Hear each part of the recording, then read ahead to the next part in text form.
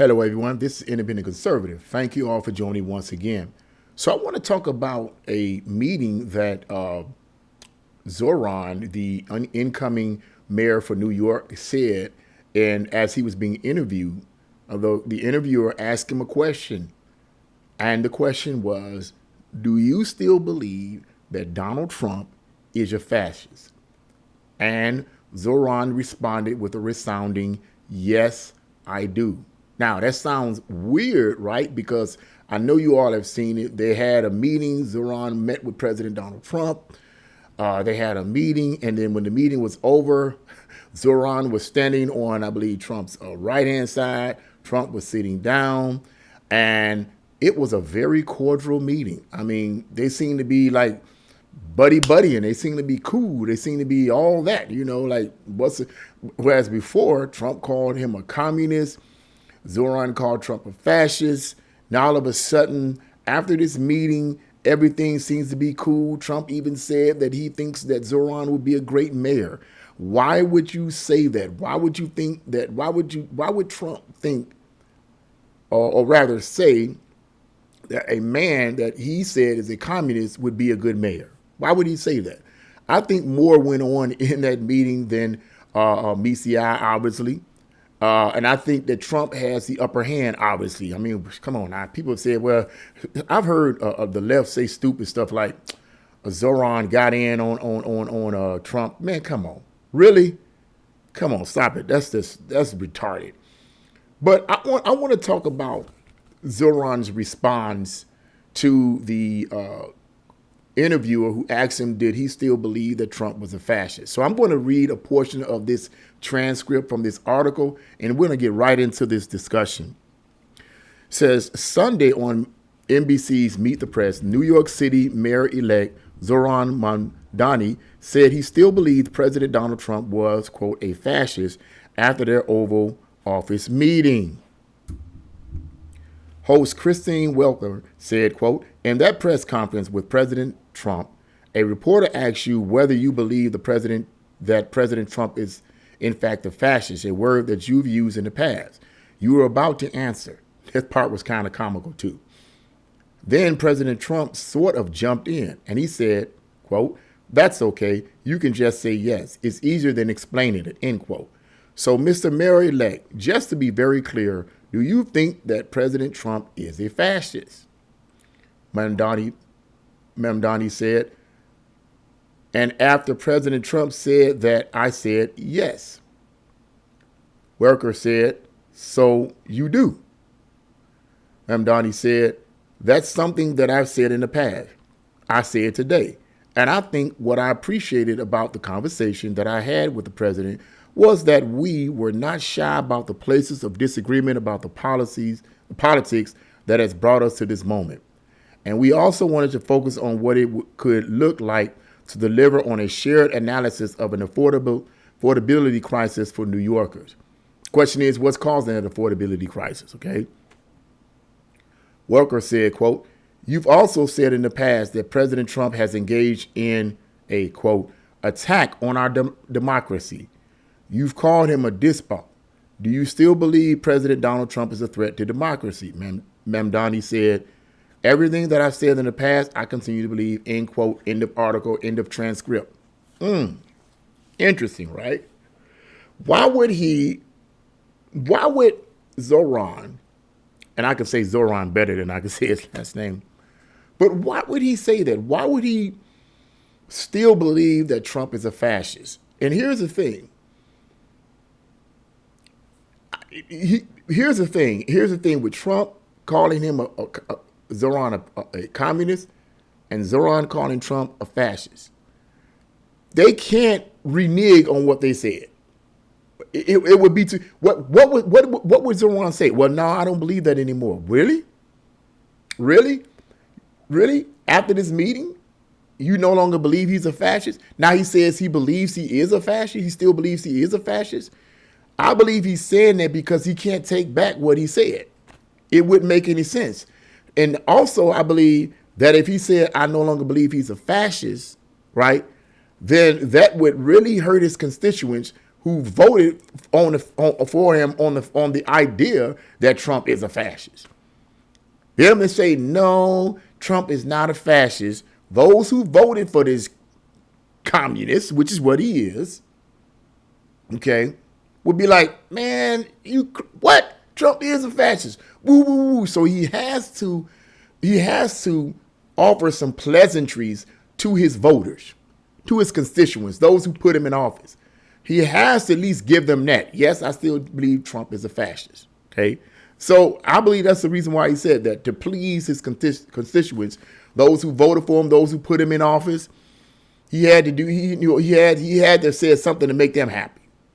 Because that's what all the Trump haters and those with Trump derangement syndrome, they have to hear that. Trump has to be a fascist. Trump has to be racist. Trump has to be transphobic. Trump has to be all of this other leftist lunacy. He has to be these things to make them feel good, to make the radical left feel good, to make his supporters feel good. You got to be all of that.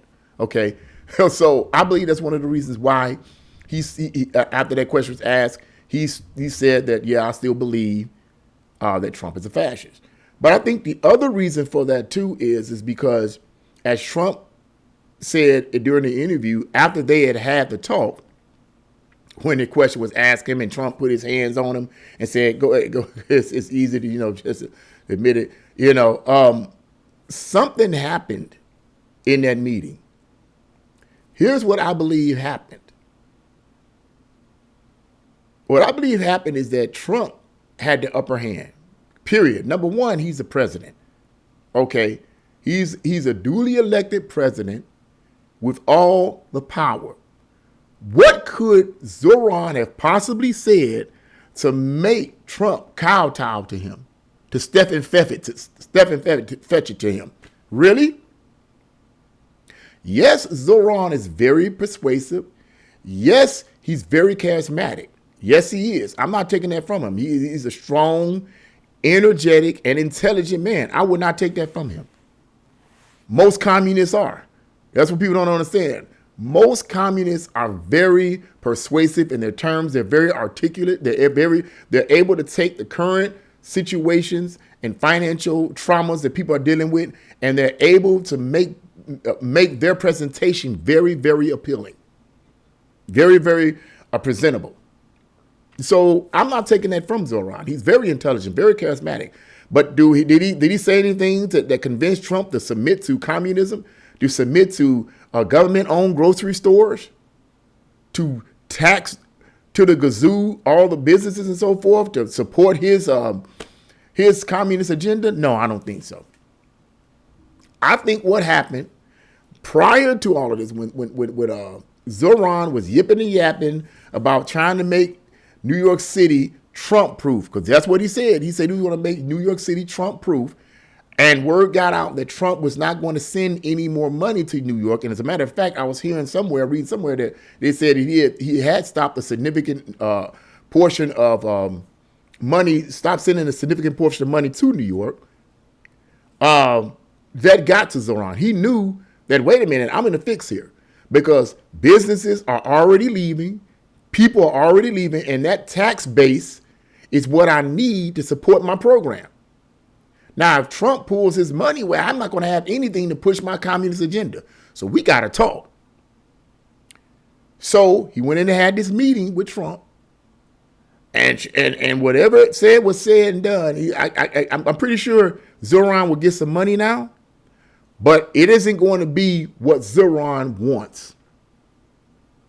What has happened is Zoran had to change his pace, because it wasn't Trump, it was Zoran. He had to change his pace. He's still a communist, but he knows that there's no way he's going to get any money pushing that agenda. He knows that there's no way businesses and corporations are going to stay in the city of New York pushing that agenda. He knows that. Even the governor, I said this in the previous video, even the governor of New York said, no. We're not going to do that. We're not going to do any of that. No. We're not going to tax these people here in the city of New York any more than we already taxed them. It's not happening, Zoran. So Zoran's back was against the wall, and he knew that the only way that he could make things change is he had to change his whole methodology. Let's have a talk, Trump, because I need that money. Now, they had to talk, and I believe that Trump said, well, you know what? Here's the deal, Zoran. I'll give you this money, but you can't do this, you can't do that, you can't do this, but I'll give you the money. You still believe I'm a fascist? I still believe you're a communist. But hey, let's work on what we see going on in the city of New York, affordability, the high cost of living. Why is it so high? Why is the cost of living so high in the city of New York? Okay, is rent freezing going to help? Is that really going to help? It hadn't happened in the past. I think there was a situation happened in the 1970s, I believe, where what was the former president in the 1970s? I forget his name. Nixon. I think Nixon, I was reading somewhere, I think Thomas Sowell said something about Nixon freezing the rent or freezing gas prices. I think it might have been gas prices or freezing rent, something like that. And it caused major, major issues. It caused problems. They had long lines of people trying to get gas and all this kind of stuff because you're trying to freeze stuff to make it more affordable. If you freeze it and the rent never goes up, of course, people are going to be like, okay, that can afford it, but they're going to, the demand is going to go. They're going to be like, oh man, well, I can afford it now. So you're going to get people from all over trying to buy those places, trying to get those apartments and so forth. But guess what's going to happen? As more people want it, the demand is going to go up. But the production of new apartments and new houses and so forth is going to go down because there's no extra profit made to supplement it and build new apartments and build new houses and fix the places up that are already there. Rent freezing doesn't work. Grocery-owned stores, government-owned grocery stores doesn't work. So I think that's what ended up happening in that Oval Office. And now they're not friends. Zoran and President Trump are not necessarily friends. They believe what they believe. Zoran still believes that Trump is a fascist. He can't take that back. Trump still believes that Zoran is a communist. He can't take that back, and I don't think he's trying to take it back. But they looked at the situation and said, hey, you know what? Zoran's the one that counts. He the one wanted to have this talk with Trump. Trump didn't ask to have a talk with him. We're not going to understand. Trump is like, you know, Zoran, let's have a talk. No. That was Zoran. Then the question is why? Because he knew, as I said before, that this communist agenda that you pushing ain't working, bro. People moving out. You need money to push that. And the people that's already there, they ain't, no. It's not going to work. You're going to end up running them out. That's what ended up happening. Zoran is the one called out. He's the one Stephen fetched. Yeah, he's the one did all of that, not Trump. So in terms of him saying he's still a fascist. Okay, yeah. You know you can't take that back. But notice what he said when I read the transcript. Yeah, I still believe he is, but he preceded that with some positive things. We need to work together, and we looked at the affordability situation in the city of New York. Okay, and now, like I said, that's just a portion of the transcript of the interview. I didn't listen to the entire interview. I just wanted to hone in on that particular portion right there, But that portion right there was good enough in terms of context to at least decipher mostly of what Zoran was actually trying to say. He's just buttering it up. He still believes that Trump is a fascist, and Trump more likely still believes he's a communist. But at the end of the day, the power is in Trump's hands, okay? It ain't in Zoran's hands. Zoran is the one that had to come to Trump. So the victory is not Zoran. It ain't Zoran. Thank God, really, honestly, that there was a meeting had between these two. And it looks to me that those extreme leftist communist views that Zoran had will not be pushed as much. So I'm thankful for that. I'm thankful that we have a president that's willing to have a talk with them, but at the same time be like, no, we're not going to do this. So I don't think that's what it ended up. I think Trump won. Zoran was the one that lost. He's still a bit smiling and in the picture and all that, smiling. Yeah, I know you smiling. You're going to get that money now, but you're going to get it because you got to do it the way He says do it. I'll give you this money, but you got to do this, and you got to do that. The government is not going to give money just arbitrarily. Certain conditions have to be made in order for them to give. They ain't going to just give you some money, man. You crazy. So anyway, that's what I had to say about that. I mean, yeah, he said he still believes that Trump is a fascist, but he can't take back that word. Trump did not expect him to take back that word. And if someone asks Zoran if Trump, you still think he's a fascist? Yeah, I still think he's a fascist, but that's okay. That's okay. We had a talk. So he softened up that whole accusation of Trump being a fascist with the preceding words. We wanted to focus on affordability in the city of New York. I bet you did. I bet you did. Trump, and let me tell you something, let me end the video on this. Trump is not offended by you calling him a fascist. People been calling Trump a fascist before he got in office. They was calling him a fascist in his first term. What's new? What else is new? That's not new. That's not new to Trump. You call him a fascist, okay, fine. They didn't call him a fascist and call him a racist and call him a homophobic and everything else. Stupid. You think he's pressed about that? But anyway, that's my words on it. What do you guys think about what Zoran said? Do you think he was sincere? Do you think there's something else underlining premise to what he said?